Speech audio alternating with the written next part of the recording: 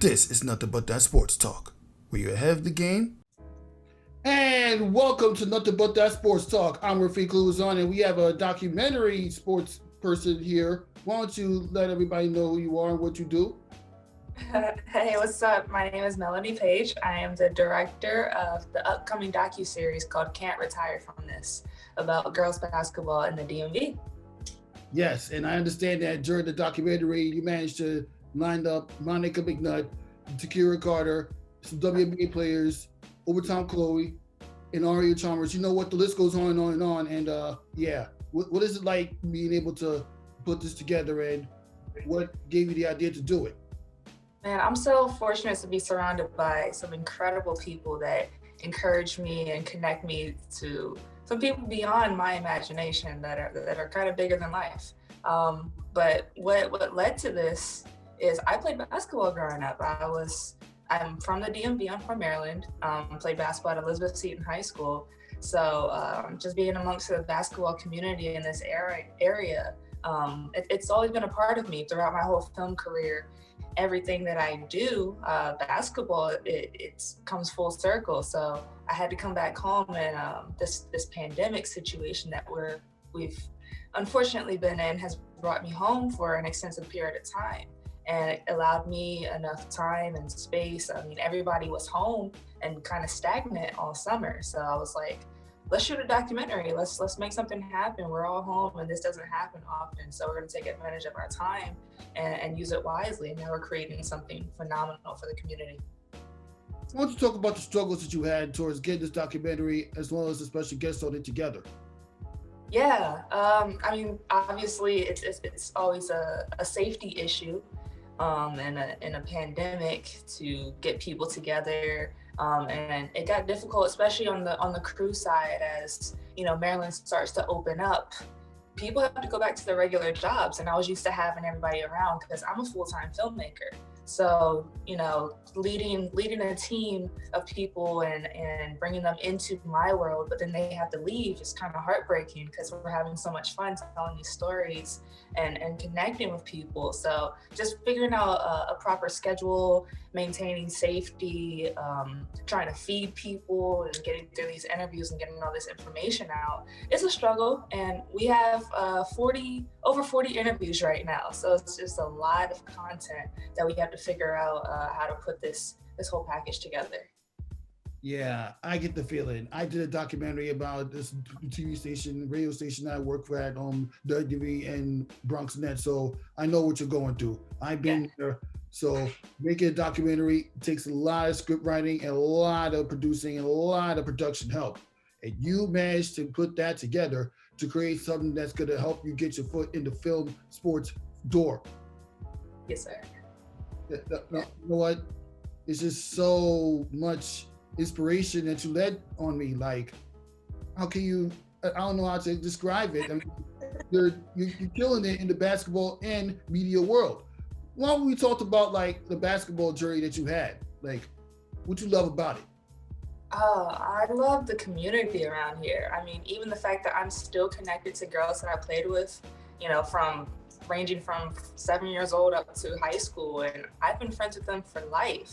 So it's been cool getting to hear their stories and their personal tales of what happened in our youth. But I grew up in Laurel, played at Laurel Boys and Girls Club growing up, and then I played on several AAU teams. So that also, jumping around from AAU teams to different teams, really helped me, you know, diversify the people that I've been around growing up. And then I went to Elizabeth Seton High School and we won WCAC championship in 2010.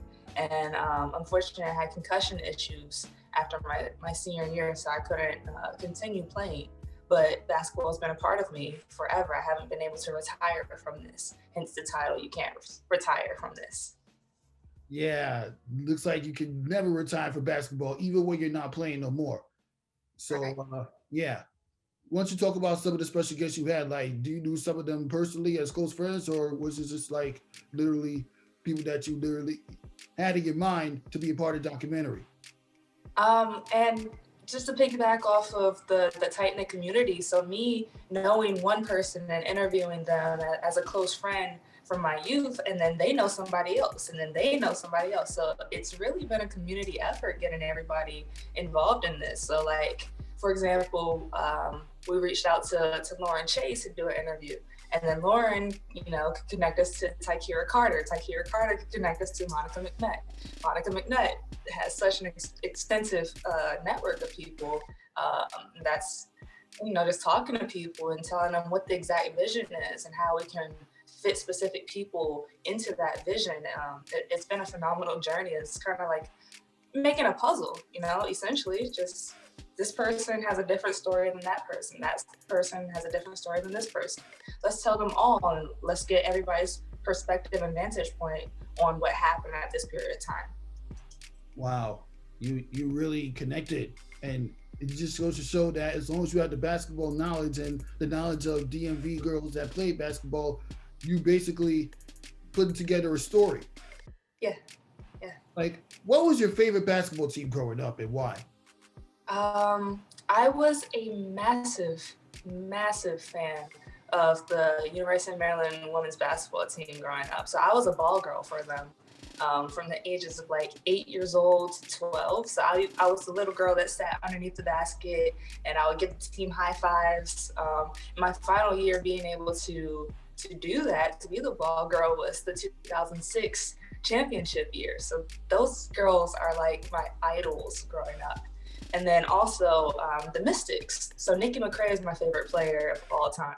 And watching her and going to her games at the Mystics, those collective together, it made me who I am. And that's who I aspire to be, is role models like Nikki McCray and the whole Mystics team and the 2006 University of Maryland women's basketball team. That was always my goal. Yeah, basketball is a goal for a lot of people. I mean, I tried out for the basketball team once when I was younger and couldn't necessarily make the team. But that's the story on the side. This podcast I've been doing literally started off as a basketball podcast, to be honest, but now turned into a sports podcast. I interviewed some of the same names that you interviewed for your documentary, including the Monica McNutt.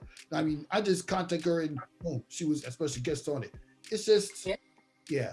That's all I can say. Is amazing how we create content on our own to get our foot in the door when an opportunity is not there for us right away. Right. So how is the format for the Can't Retire for this documentary going to be dropped? Like, we don't have distribution yet. We're still working on getting the investments and a producing partner. So I can't necessarily speak to that. I have an idea in my head, but to broadcast, it doesn't necessarily mean it'll come true. But it's definitely going to be a series, and I want to be able to, continue producing the series, not just for the DMV, but after we can complete this section, then let's go tell the stories in New York. Let's go tell the stories in Atlanta. Let's go tell North Carolina, LA, Chicago. And I want girls basketball and women's basketball to be broadcast and us to be able to see the humanity behind the players and things that happen, even region to region, and the similarities, the differences, and why every person thinks that they're the best at basketball. That's what I'm talking about. You're doing it. Any projects that you plan to do outside the Can't Retire this documentary that most people should be aware of? This is the main thing I'm working on right now. I also write scripts as well. So I was a part of Jingle Jangle that just came out on Netflix this past November. So I have my writing career, and then I have like my directing and producing career. So both of them, they go hand in hand, and I'm working on some things in both worlds. Nice. Out of all the interviews you've done during this documentary, like, what is the favorites that you've done so far out of the 40 people that you mentioned that you interviewed? Ooh, off the top of my head, Chloe from Overtime, she just recently, that one was really great.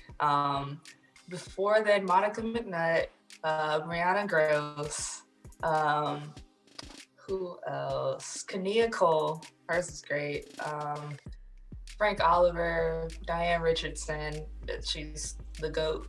Off the top of my head, those are some of my favorite ones and some of the most compelling stories that I've heard. Wow. I mean, for what I could research, the documentary mainly focused on DMV basketball players, and you managed to get Ariel Charmers on it. What what led you to the idea of getting Ariel Charmers in it, knowing their background up until this point? Yeah, I mean, I've been able to talk to them, and you know, they have really close ties in the DMV community. So I wanted to get, you know, more information about why, and from Ari and Chloe, because we interviewed them on the same day, and they were able to talk to how the DMV community has really accepted them. Like they feel like they are honorary members of the DMV community. So just showing that we, as a girls basketball community, or you know, this area in general, is so welcoming to other people that it can make them feel like they're at home. And that's the importance of them and how they've been able to excel in their respective platforms, because the DMV has helped amplify their voices. Wow. All I gotta ask is, like, how important is DMV basketball players to the basketball community as a whole, whether it's the WNBA or NCAA or overseas? Yeah, I can only speak to my perspective. It has been the most important aspect of my life, and the foundation of who I am and why I am the way I operate. But if we talk from a general sense, like Penny Toller was the first player to score in the WNBA. In the inaugural WNBA game, Penny Toller, who she played overseas, but she's from Washington, D.C., and people don't know that she's from D.C. because she was the general manager of the Los Angeles Sparks for 20 years. But she scored the first point. So just off the bat, I mean, DMV, we started the WNBA essentially, if you want to go from that perspective. But also this area, I believe we produced the most Division I girls basketball players across the board, especially in the past 20 years.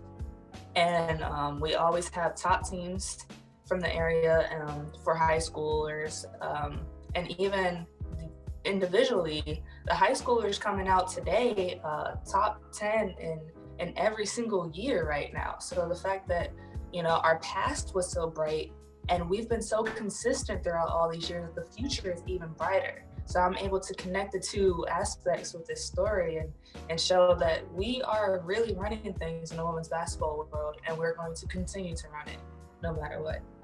And not to mention all the finals appearances that Maryland been able to make, like during the time where Overtime Chloe was playing.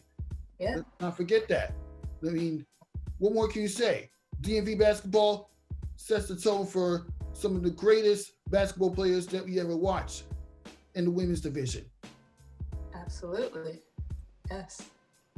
And yeah, with that, we got to come to the end of this episode of Nothing But That Sports Talk. Thank you for stopping by. I really appreciate it. For sure. And wait to see what the documentary holds for future media professionals and basketball players. Yes, thank you for this opportunity. I love it. Keep it going. And to all the big ballers out there, get your head in the game.